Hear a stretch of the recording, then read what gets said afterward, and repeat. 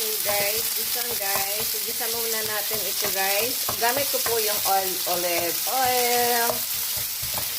Igisa muna natin itong white onion, itong Holland. Ang bango-bango. Ang bango-bango.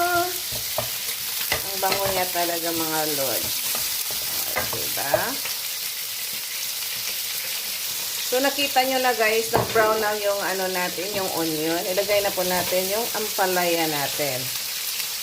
Tapos yung itlog natin guys, dito natin ihalo ang magic sarap. Okay? Bago natin ihalo doon sa ginisa nating ampalaya.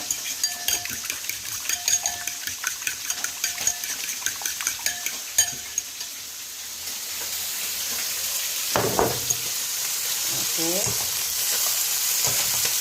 Ito. Ang sarap naman.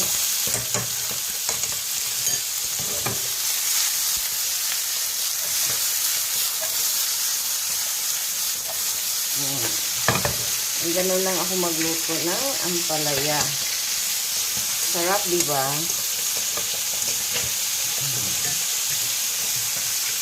After the mga loads,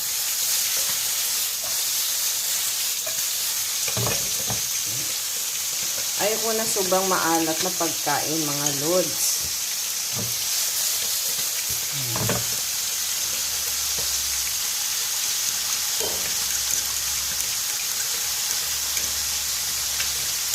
Tapos ilagay na po natin.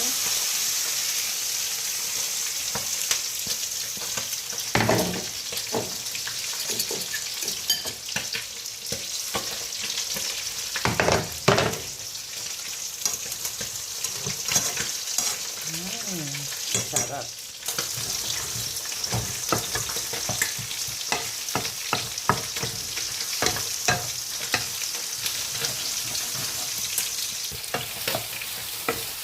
Ganun lang siya guys, kabilis sa pagluto ng ginisang ampalaya with egg. Hindi na, meat na yun siya. Ang ano naman dito sa ampalaya guys, ayun po siyang masyadong half cook lang siya talaga. Para crunchy ang pag, sa, natin, ampalaya. Pagka narami, tubos ang kanin. Ganun lang kabilis lang po siya guys, ang pagluto ng ginisang ampalaya na may itlog. Thank you for watching. Goodbye. Don't forget to like and subscribe. Bye-bye.